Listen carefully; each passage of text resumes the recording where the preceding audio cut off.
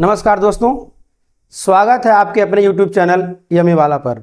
आज के इस क्लास में आप सीखने जा रहे हैं क्लास 10 साइंस चैप्टर 1 रासायनिक अभिक्रियाएं एवं समीकरण। इस अध्याय से संबंधित सभी प्रश्न जो आपसे पाठ में पूछे गए हैं या फिर अभ्यास से पूछे गए हैं, तो इन सभी प्रश्नों को आज मैं हल कराने जा रहा हूं। तो आइए एक एक करके प्रश्नों को देखते हैं, प्रश्न क्या कहता है और उसका क्या आंसर सटीक हो सकता है। आइए चलिए आज का क्लास शुरू करते हैं। तो सबसे पहले आप एनसीईआरटी बुक के अनुसार देखेंगे, जब आप क्रियाकलाप 1, 2, 3 जब जैसे ही समाप्त करते हैं, आपके बुक में सीधे प्रश्न 3 प्रश्न पूछे गए हैं। जैसा कि आप यहाँ देख सकते हैं, पहला प्रश्न क्या है? पहला प्रश्न ये है कि वायु में जलाने से पहले मैग्नीशियम रिबन को साफ क्यों किया जाता है? पहला प्रश्न है कि वायु में जलाने से पहले मैग्नीशियम रिबन को साफ क्यों किया जाता है। तो ये आज के सभी प्रश्न मैक्सिमम आपके मौखिक होंगे, लिखित में कम से कम करूंगा। क्यों? क्योंकि सभी टॉपिक्स को मैं पूरा पढ़ा चुका हूं। 4 वीडियो में मैंने चैप्टर 1 साइंस चैप्टर 1 को पूरा कंप्लीट किया है। क्लियर? तो आप प्रीवियस वीडियो जाकर देख सकते हैं और उसको समझ सकते हैं। और इस क्लास में केवल आपको मौखिक जितना हो सकेगा कोशिश करेंगे कम से कम लिखित करना पड़े। क्यों? क्योंकि लेक्चर हमें देना है और कम से कम टाइम में देना है ताकि अभ्यास थोड़ा तेजी से हो सके। क्लियर? तो क्या है कि वायु में जलाने से पहले मैग्नीशियम रिबन को साफ क्यों किया जाता है? तो याद रखिएगा क्यों किया जाता है। देखिए, वायु में जलाने से पहले मैग्नीशियम रिबन को साफ इसलिए करते हैं ताकि मैग्नीशियम रिबन पर उपस्थित धूल, धुआं इत्यादि कण या अशुद्धियां साफ हो सके और रासायनिक अभिक्रिया तेजी से हो सके, अर्थात मैग्नीशियम रिबन वायु में तेजी से जल सके, इसलिए हम उसको साफ करते हैं। क्लियर? तो देखिए, जो प्रश्न जैसा पूछा जाएगा, प्रश्न में जैसा कहा जाएगा, टू द पॉइंट आंसर वैसे ही दिया जाएगा।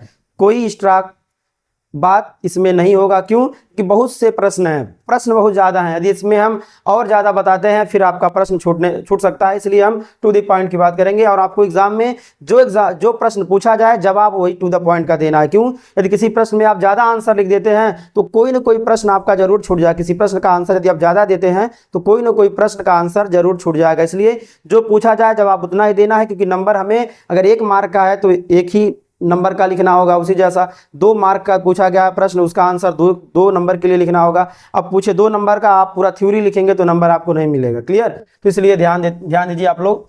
दूसरा प्रश्न संख्या 2 है, निम्नलिखित रासायनिक अभिक्रियाओं के लिए संतुलित समीकरण लिखिए। हमें क्या लिखना है? संतुलित समीकरण लिखना है। और जैसा कि आपको पता है, ये सभी एग्जाम्पल हमने लिया है अभ्यास पढ़ाते समय। हमने अभ्यास करें, अभ्यास से पहले मैंने इसे थ्योरी में आपको पढ़ाया है, लेकिन फिर से एक बार रिपीट हो जाए। हाइड्रोजन क्लोरीन दोनों क्रिया करके क्या बनाते हैं? हाइड्रोजन क्लोराइड बनाते हैं। क्लियर? तो देखिए, H2 और प्लस Cl2 गिव्स क्या बना लेंगे? आपके हाइड्रोक्लोरिक गैस। तो यहाँ पे अवस्था नहीं लिख रहे हैं, केवल संतुलित करने को बोला गया। जो कहेगा वही किया जाएगा। H2 डबल, क्लोरीन डबल, तो यहाँ हम डबल कर देंगे 2 का गुणा। इस प्रकार देखिए दोनों संतुलित हैं। क्लियर? इस प्रकार आपका पहला हुआ कंप्लीट। क्लियर? अब है barium chloride plus aluminium sulphate, ये दोनों मिलकर बेरियम सल्फेट और एल्यूमिनियम क्लोराइड बनाते हैं। क्लियर?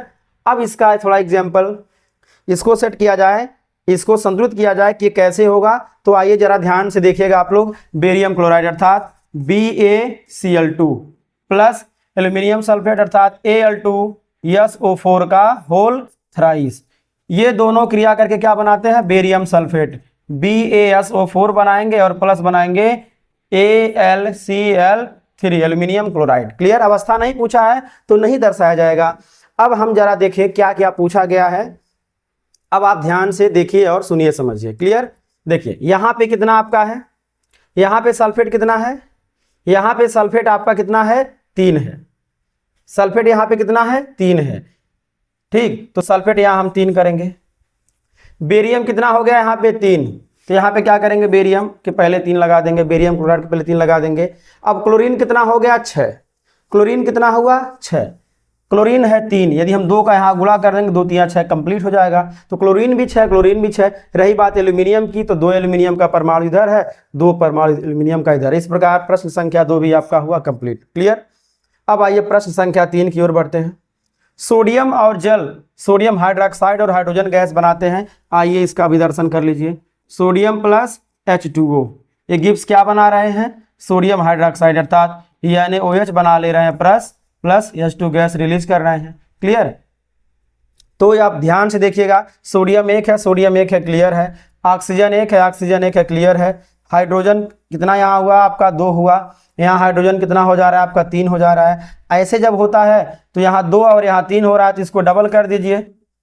क्लियर? हाइड्रोजन 2 2 4 हो गया। हाइड्रोजन 4 करने के लिए आप यहाँ पे 2 का मल्टीप्लाई कर दीजिए। हाइड्रोजन हुआ 4, ऑक्सीजन हुआ 2, ऑक्सीजन भी हो गया 2, सोडियम यहाँ हुआ 2, तो हम 2 का यहाँ पे गुणा कर देंगे। इस प्रकार आपका ये हो गया संतुलित। तीसरा भी प्रश्न आपका हुआ कंप्लीट। क्लियर? आइए अब हम चलते हैं प्रश्न संख्या 3 की ओर। 3 क्या कहता है? निम्नलिखित अभिक्रियाओं के लिए उनकी अवस्था के संकेतों के साथ संतुलित रासायनिक समीकरण लिखिए। अब यहाँ पे हमें अवस्था भी लिखना है और संतुलित समीकरण भी लिखना है। तो जहां कहा जाएगा वहां लिखेंगे, बिना कहे कुछ नहीं किया जाएगा। क्लियर? जो कहेगा वही किया जाएगा। तो आइए अब समझते हैं कैसे कैसे किया जाए। दो यहाँ पे रासायनिक अभिक्रिया शब्दों द्वारा लिखे गए हैं। तो आइए देखते हैं क्या है। जल में बेरियम क्लोराइड तथा सोडियम सल्फेट के विलयन अपक्रिया करके सोडियम क्लोराइड का विलयन तथा घुलनशील बेरियम सल्फेट का अवक्षेप बनाते हैं। क्लियर? तो आइए इसके रिएक्शन को लिख लेते हैं। किसका है? ये पहले का यहाँ पे है।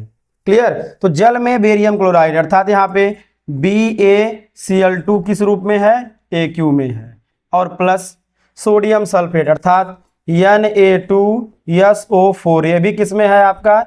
AQ में है। ये दोनों क्रिया करके क्या बनाते हैं? सोडियम क्लोराइड का विलयन बनता है, सोडियम क्लोराइड बनता है NaCl, ये विलयन बनेगा तो घुलनशील होगा, प्लस और अघुलनशील बेरियम सल्फेट बनता है। क्या बनेगा आपका? BaSO4 बनेगा। कैसा? अघुलनशील। तो अघुलनशील मतलब होगा सॉलिड। इसको नीचे तीर मार देंगे, यही अविक्षेप है। क्या है? यही अविक्षेप है।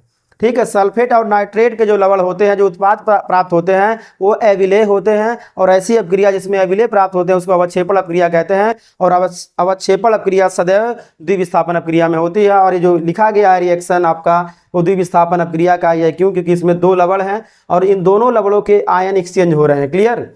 अब बात करते हैं दोनों को देखा जाए संतुलित है कि नहीं है। देखिए यहाँ पे क्लोरीन है 2 और यहाँ पे क्लोरीन है 1, तो हम 2 का यहाँ मल्टीप्लाई करेंगे। क्लियर? सोडियम हो गया आपका 2, यहाँ भी सोडियम है 2, सल्फेट है 1, यहाँ भी सल्फेट है 1, बेरियम 1, बेरियम 1। इस प्रकार ये पूरा संतुलित समीकरण हुआ।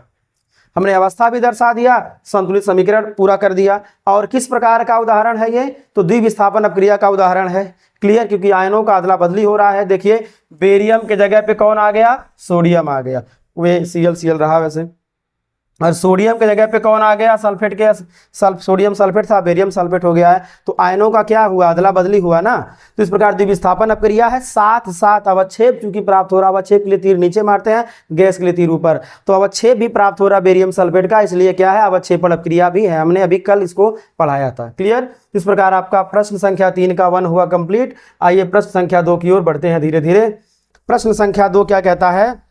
प्रश्न संख्या 2 क्या कहता है? सोडियम हाइड्रोक्साइड का विलयन जल में हाइड्रोक्लोरिक अम्ल के विलयन अर्थात जल में से अपक्रिया करके सोडियम क्लोराइड का विलयन तथा जल बनाते हैं। इसका रिएक्शन लिखना है। तो चलिए इसका रिएक्शन हम ऊपर लिखते हैं। इसका रिएक्शन कहाँ लिखते हैं? हम ऊपर लिखते हैं। आइए एंजॉय करिए देखते हुए। सोडियम हाइड्रोक्साइड का जलीय विलयन अर्थात NaOH अर्थात क्षार है। ये क्या हुआ आपका? AQ है, प्लस AQ मतलब एक्वियस जलीय विलयन। और हाइड्रोक्लोरिक अम्ल अर्थात HCl, यह भी क्या है? जल में घुला हुआ अर्थात जलीय विलयन है। ये दोनों मिलकर क्या बनाते हैं? सोडियम क्लोराइड बनाते हैं अर्थात नमक बनाते हैं। क्या बनाते हैं? NaCl, यह भी किस रूप में रहेगा? AQ में, प्लस H2O आपका प्राप्त होगा। H2O कैसा होता है? लिक्विड में। क्लियर? ये यदि घुलित अवस्था में है तब AQ लिखते हैं, और ये घुलित अवस्था में ही होता है, याद रखिएगा। जब लवण बनता है ना, ये उदासीनीकरण अपक्रिया है, ये ध्यान रखिएगा। क्षार NaOH सोडियम हाइड्रोक्साइड है और हाइड्रोक्लोरिक एसिड है, ये दोनों जलीय विलयन है। ये दोनों अपक्रिया करके लवण NaCl सोडियम क्लोराइड बनाते हैं और जल बनाते हैं। और आप याद रखिएगा किस प्रकार की अपक्रिया है? अम्ल और क्षार की उदासीनीकरण अभिक्रिया से प्राप्त आयनिक ठोस को लवण कहते हैं। तो यहाँ नमक लवण प्राप्त हो रहा है। ये क्षार और अम्ल आपस में क्रिया करते हैं, लवण और जल बनाते हैं, और यही क्रिया उदासीनीकरण अभिक्रिया है। और उदासीनीकरण अभिक्रिया में अम्ल और क्षार एक दूसरे के प्रभाव को नष्ट कर देते हैं, लवण और जल बनाते हैं। क्लियर। और यह भी याद रखिएगा, यह भी प्रबल बेस है, प्रबल क्षार है, प्रबल अम्ल है। प्रबल प्रबल दोनों जब मिलते हैं तो क्या बनता है? उदासीन लवण बनता है। सोडियम क्लोराइड क्या है? उदासीन लवण है। यह Cl प्रबल अम्ल है, यह NaOH प्रबल क्षार है। प्रबल अम्ल प्रबल क्षार मिलकर के उदासीन लवण बनाते हैं। इनका pH मान, उदासीन लवण का pH मान 7 होता है, याद रखिएगा। तो कौन सी अभिक्रिया है? उदासीनीकरण अभिक्रिया। रही बात संतुलित करने की, तो आइए देखते हैं संतुलित है कि नहीं है। देखा जाए, सोडियम एक, क्लोरीन एक, बिल्कुल बिल्कुल। H 2 हाइड्रोजन, बिल्कुल 2 हाइड्रोजन है। ऑक्सीजन आपका एक है, ऑक्सीजन है एक। किस प्रकार ये पूरा हुआ कंप्लीट, अपने आप में रेडीमेड ये संतुलित है। क्लियर। इस प्रकार प्रश्न संख्या 1 से 3 आपका हुआ कंप्लीट। आइए बढ़ते हैं अगले प्रश्न की ओर। आपको मजा आ रहा होगा। आइए अब नेक्स्ट प्रश्न की ओर आते हैं। यह भी आपके बुक में पूछा गया है। क्या है? किसी पदार्थ X के विलयन का उपयोग सफेदी करने के लिए होता है। पदार्थ X का नाम, इसका सूत्र लिखिए, इसका सूत्र लिखिए। X का नाम क्या है? ध्यान से सुनिएगा, कैल्शियम ऑक्साइड। तो इसका आंसर क्या होगा? इसका आंसर है कैल्शियम ऑक्साइड। क्या नाम है इसका? Calcium oxide. याद रखिएगा, एग्जाम में ये MCQ जो पूछा जाएगा, कैल्शियम ऑक्साइड। क्लियर। या इसका नाम है बिना बुझा हुआ चूना। ठीक है, बिना बुझा हुआ चूना। इसका अणुसूत्र क्या है? ध्यान देना, इसका अणुसूत्र क्या है? CaO। ये है अणुसूत्र, यही है। बिना बुझा हुआ चूना सामान्य नाम है, कैल्शियम ऑक्साइड रासायनिक नाम है। और इस प्रकार इसमें हम पानी डाल देंगे। क्या डाल देंगे? पानी, H2O मिला देंगे तो क्या हो जाएगा? बुझा हुआ चूना हो जाएगा। और प्राप्त उसे कहेंगे हम कैल्शियम हाइड्रॉक्साइड कहेंगे। ठीक है, जिसको हम चूने का पानी भी कहते हैं। नीचे क्या पूछा गया है? ऊपर 1 में लिखे पदार्थ X की जल के साथ अभिक्रिया लिखिए। जैसे मैंने अभी बताया, तुरंत क्वेश्चन आया। तो CaO का H2O के साथ जब अभिक्रिया लिखेंगे तो देखिए ये क्या बनाएगा? CaOH का होल ट्वाइस बनाएगा। पूछा गया आपसे क्रियाकलाप 1.7, क्रियाकलाप क्या पूछा है दूसरे प्रश्न में? क्रियाकलाप 1.7 में एक परख नली में एकत्रित गैस की मात्रा दूसरी से दोगुनी क्यों है? उस गैस का नाम बताइए। ध्यान दीजिएगा, जैसा कि मैंने आपको जल का विद्युत अपघटन करके बताया था। जब जल का विद्युत अपघटन करते हैं तो अभिक्रिया क्या होती है? देखिएगा ध्यान से, H2O, इसको जब विद्युत अपघटन करते हैं तो H2 धन O2 प्राप्त होता है। संतुलित करने पर देखिए O2 रहेगा, हम H2 लिख रहे हैं यहाँ पे, तो यहाँ क्या होगा? आपका O2 रहेगा। क्लियर। तो यहाँ पे ऑक्सीजन डबल है, इसको डबल करेंगे। हाइड्रोजन डबल 4 हुआ है तो यहाँ डबल कर देंगे। इस प्रकार जल के 2 अणु को तोड़ने से, विद्युत अपघटन करने से हाइड्रोजन का 2 अणु गैस प्राप्त होता है, ऑक्सीजन का 1। क्या पूछा गया है? परख नली में एकत्रित गैस की मात्रा दूसरी से दुगुनी क्यों है? तो हाइड्रोजन गैस की जो मात्रा है ऑक्सीजन गैस से दुगुनी है, क्योंकि जल के 2 अणु वियोजित होकर के हाइड्रोजन गैस के 2 अणु और ऑक्सीजन के 1 अणु बनाते हैं। क्लियर। तो इस प्रकार ये दुगुनी है। अभी आपको हम कल बताए हैं कि विद्युत अपघटन क्रिया द्वारा जल का विद्युत अपघटन होने पर जल H2 और O2 में टूट जाता है और हाइड्रोजन आयतन में 2 गुना और ऑक्सीजन आयतन में 1 गुना होता है। 1 भाग होगा ऑक्सीजन, 2 भाग होगा हाइड्रोजन, इस प्रकार प्राप्त होता है। तो आपका रिएक्शन भी यहाँ लिख दिए हैं। और कौन गैस दुगुना होता है? तो हाइड्रोजन गैस दुगुना होगा। क्लियर। इस प्रकार प्रश्न आपका यहाँ भी हुआ कंप्लीट। आइए प्रश्न अगले की ओर बढ़ते हैं, अगले प्रश्न की ओर बढ़ते हैं। फिर से प्रश्न पूछा गया है। अब देखिए क्या पूछा गया है। जब लोहे की कील को कॉपर सल्फेट के विलयन में डुबोया जाता है तो विलयन का रंग बदल क्यों जाता है? तो जब कॉपर सल्फेट के विलयन में लोहे की कील को डुबाया जाता है तो विस्थापन अभिक्रिया होने के कारण आयरन कॉपर को उसके जली विलयन से विस्थापित कर देता है, इसलिए विलयन का रंग बदल जाता है, अर्थात मलिन हो जाता है। रिएक्शन देख लीजिए, Fe+CuSO4 तब अभिक्रिया करेंगे तो क्या बनेगा? FeSO4 बनेगा प्लस कॉपर तैयार होगा। तो कॉपर को आप यहाँ लिख सकते हैं, इसको आप यहाँ लिख सकते हैं, कोई डाउट नहीं होना चाहिए, हो जाएगा। तो रिएक्शन आपके सामने यहाँ पे है। अब आइए प्रश्न संख्या हम कहाँ बढ़ते हैं? दो की ओर। क्रियाकलाप 1.10 से भिन्न द्विविस्थापन अभिक्रिया का एक उदाहरण लीजिए।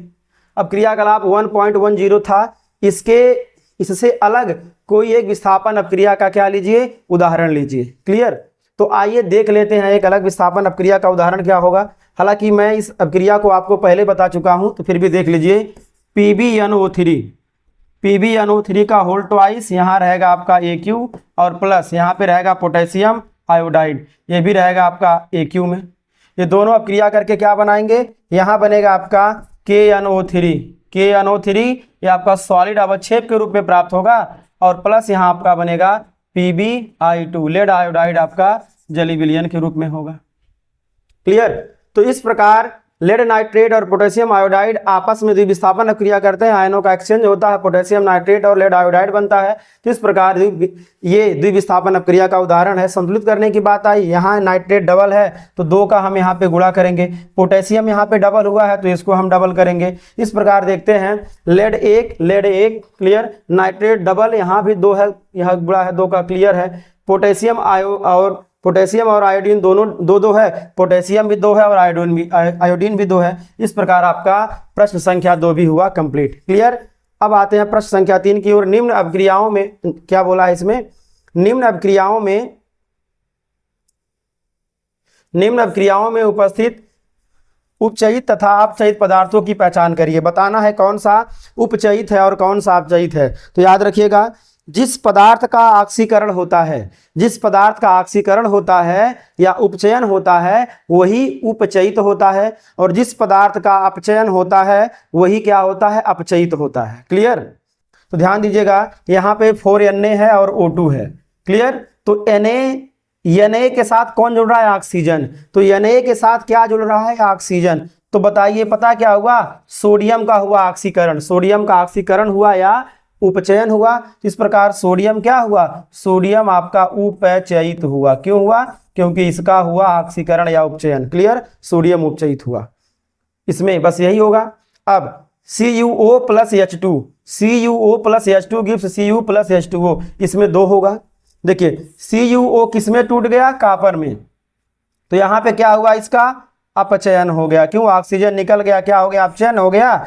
और इस प्रकार CuO क्या हो गया, CuO क्या हो गया आपका, अपचयित हो गया। क्यों, क्योंकि बेचारे का हुआ अपचयन तो ये हो गया अपचयित। और यहाँ पे जो हाइड्रोजन था, क्या था आपका, था हाइड्रोजन, और हाइड्रोजन के साथ पता क्या जुड़ गया, हाइड्रोजन के साथ आके जुड़ गया ऑक्सीजन। हाइड्रोजन के साथ क्या जुड़ गया आकर, हाइड्रोजन के साथ जुड़ गया आके ऑक्सीजन। तो हाइड्रोजन का क्या हो गया, ऑक्सीकरण या इसको बोलेंगे उपचयन।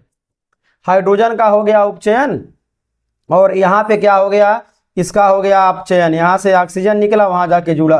तो इस प्रकार देखिएगा CuO और H2 ये दोनों क्या हो गए, CuO हो गया आपका अपचयित हो गया। क्यों, क्योंकि इसका अपचयन हुआ। और H2 क्या हो गया, उपचयित। क्यों, क्योंकि इसके साथ ऑक्सीजन आके ऐड हो गया और इसका उपचयन या ऑक्सीकरण हुआ, इसलिए उपचयित हो गया। और इस बेचारे का अपचयन, यहाँ अपचयन हुआ, इसलिए बेचारा अपचयित हो गया। इस प्रकार आपका ये भी हुआ कंप्लीट। आइए बढ़ते हैं अगले प्रश्न की ओर। अब आपका मेन अभ्यास का प्रश्न है, जो आपके NCERT बुक में अभ्यास प्रश्न में दिया गया है। जैसा कि आप यहाँ देख सकते हैं, अभ्यास दिया गया है, नीचे दी गई अपक्रिया के संबंध में कौन सा कथन सत्य है। आपको बताना है कौन सा कथन क्या है, सत्य है। तो यहाँ पे है 2PbO लेड ऑक्साइड और कार्बन क्या बन रहा है, 2Pb बन रहा है और CO2 बन रहा है। ध्यान देना है, आपको ध्यान देना है। यहाँ पे देखिए PbO और C, यहां से क्या हो रहा है, यहां से ऑक्सीजन निकल रहा है। ऑक्सीजन जब यहां से निकल रहा है तो यहाँ पे क्या हो रहा है, अपचयन। ऑक्सीजन जब निकल रहा है तो क्या हो रहा है, अपचयन। और कार्बन के साथ ऑक्सीजन जुड़ रहा है, यहाँ पे क्या हो रहा है, उपचयन ऑक्सीकरण कह सकते हैं। अब ध्यान दीजिएगा, प्रश्न पढ़ते हैं बारी बारी से। सीसा अपचयित हो रहा है। देखिए कोई पदार्थ अपचयित या उपचयित होता है तो वो इधर वाला होता है, इधर वाला अपचयित या उपचयित होकर इधर वाला बनता है। अपचयित या उपचयित पदार्थ किधर होता है, बाईं ओर होता है। अब बोल रहा है सीसा अपचयित हुआ है, सीसा आपका यहां है। लेड ऑक्साइड कहता है, यदि कहता कि लेड ऑक्साइड अपचयित हो रहा है तो सही होता, लेकिन बोल रहा है सीसा अपचयित है, तो ये प्रश्न ये ए वाला क्या है, गलत है। अब दूसरा क्या है, कार्बन डाइऑक्साइड उपचयित हो रहा है यहाँ पे, कार्बन डाइऑक्साइड उपचयित, गलत ये लिखा है। ये होता लिखता कार्बन उपचयित हो रहा है तो सही होता, उपचयित या अपचयित इधर वाले होते हैं, उधर वाले नहीं। तो कार्बन उपचयित हो रहा है, ठीक है, कार्बन उपचयित हो रहा है, ये सही था। लेकिन क्या लिखा है, कार्बन डाइऑक्साइड उपचयित हो रहा है, इसलिए यह भी क्या है, गलत है। क्लियर। अब क्या है, कार्बन उपचयित हो रहा है, कार्बन उपचयित हो रहा है, बिल्कुल सही है। कार्बन के साथ ऑक्सीजन जुड़ रहा है, जब उपचयन की घटना हो रही है तो कार्बन उपचयित हो रहा है, ये बिल्कुल सही है। और लेड ऑक्साइड अपचयित हो रहा है, बिल्कुल हो रहा है, लेड ऑक्साइड अपचयन करके लेड बना रहा है तो लेड ऑक्साइड अपचयित हो रहा है, ये बिल्कुल सही है। लेकिन प्रश्न में क्या पूछा है, कौन सा कथन असत्य है, कौन सा कथन असत्य है। तो देखिए ए वाला और बी वाला यही असत्य है, तो ए वाला बी वाला ऑप्शन यही है। तो इस प्रकार इस प्रश्न का आंसर क्या होगा, यही होगा, ए और बी कथन गलत है, बाकी और सही है। चलिए प्रश्न संख्या 2 की ओर आते हैं। Fe2O3 Fe2O3 plus 2Al gives Al2O3 plus Fe। ये किस प्रकार की अभिक्रिया का उदाहरण है। तो जैसा कि आप देख सकते हैं यहाँ पर क्या हो रहा है, एल्यूमिनियम क्या कर रहा है, आयरन को विस्थापित कर दे रहा है। एल्यूमिनियम आयरन को विस्थापित करके Al2O3 बना रहा है। क्लियर। यहाँ पे देखिए आयरन है, एल्यूमिनियम है, इसको यहाँ हटा दे रहा है, हटा करके देखिए ऑक्सीजन की जगह पे ये आ गया है। क्लियर। तो इस प्रकार ये और आयरन विस्थापित हो जा रहा है। तो कौन सी अभिक्रिया है आपका, ये आपका कौन सा अभिक्रिया है, ये आपका ऑप्शन है डी, विस्थापन अभिक्रिया। क्यों, क्योंकि यहाँ पर एल्यूमिनियम आयरन से अधिक सक्रिय है और आयरन के ऑक्साइड से आयरन को वहां पे हटा दे रहा है। देखिए तो कौन सा ऑप्शन सही आपका, विस्थापन अभिक्रिया। क्लियर। आइए प्रश्न संख्या 3 की ओर बढ़ते हैं। प्रश्न संख्या 3 क्या है, लौह चूड़ पर तनु हाइड्रोक्लोरिक अम्ल डालने से क्या होता है। सही उत्तर पर निशान लगाना है।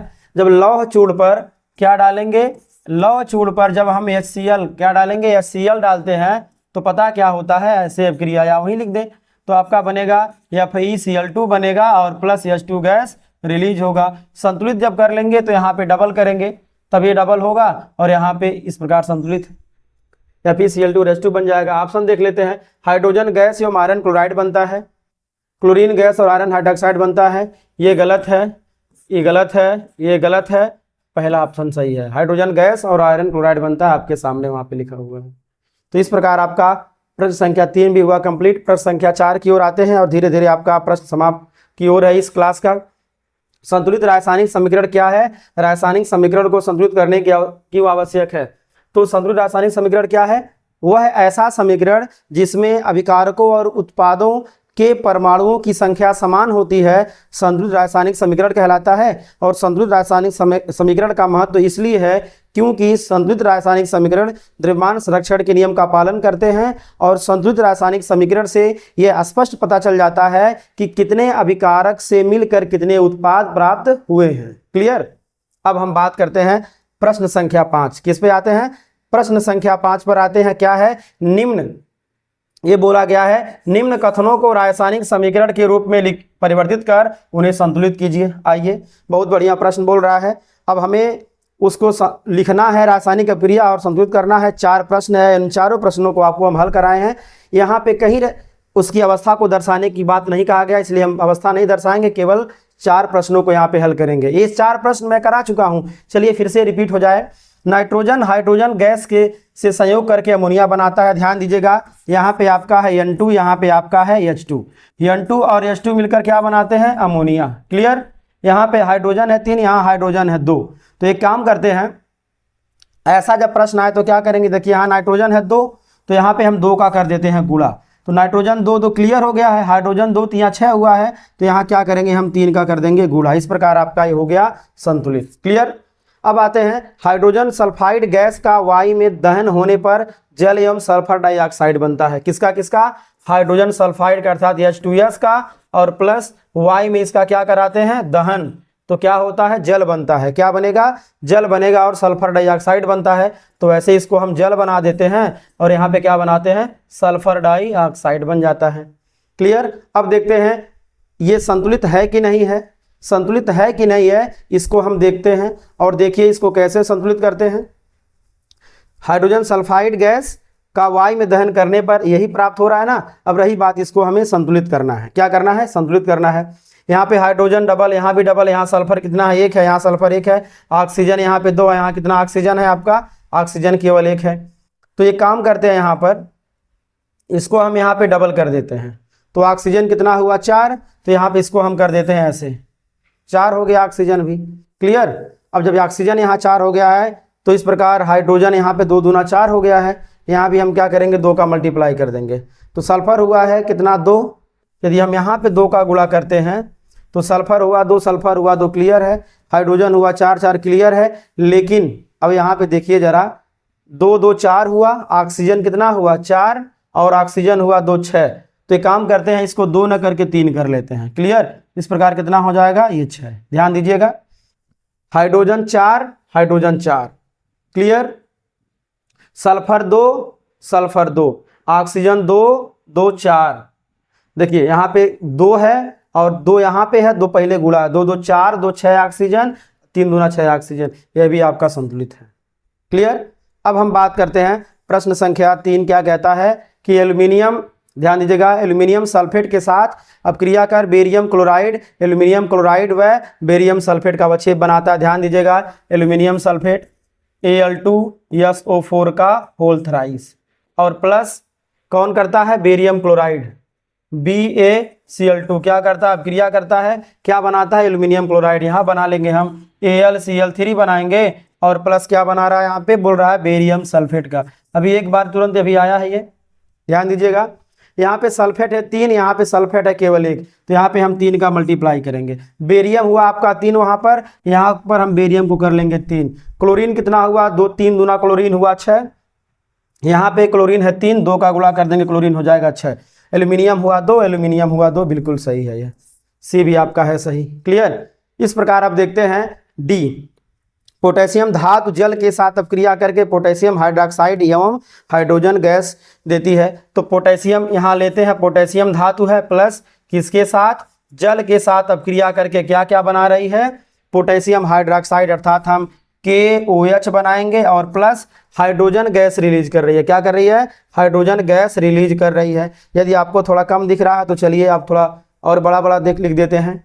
यहाँ आपका है इसका डी वाले का, किसका है ये डी वाले का, यहाँ पे लिख रहे हैं पोटेशियम आपका है धातु, ये क्या कर रही है, जल के साथ अब क्रिया करके क्या बना रहा है, KOH पोटेशियम हाइड्रोक्साइड बना रहा है और यहाँ पे हाइड्रोजन गैस उत्सर्जित कर रहा है। अब आप जरा ध्यान दीजिएगा, यहाँ K लिखा गया, इसको आप ध्यान दीजिएगा कितना लिखा हुआ है, K लिखा हुआ है, परेशान ना होइएगा, ये K है, K plus H2O gives KOH plus H2। अब हमें इसको संतुलित करना है। ध्यान दीजिएगा, यहाँ पे हाइड्रोजन 2 1 3 है, यहाँ पे केवल 2 है, तो काम करते हैं यहाँ पे डबल करते हैं क्योंकि सम संख्या में कर ले, 2 उधर 2 उधर, 2 2 4 हुआ हाइड्रोजन, तो इसको हम यहाँ डबल कर लेते हैं, हाइड्रोजन हो जाएगा 4। क्लियर। ऑक्सीजन यहाँ पे है 2, यहाँ पे ऑक्सीजन 2 है, यहाँ पे भी ऑक्सीजन 2 है, बिल्कुल क्लियर है। हाइड्रोजन यहाँ पे पोटेशियम है 2, यदि हम यहाँ पे 2 का गुणा कर लेते हैं संतुलित हो जाएगा। इस प्रकार ये आपका पूरा हुआ संतुलित। तो आज के लिए बस इतना ही। Thanks for watching my video.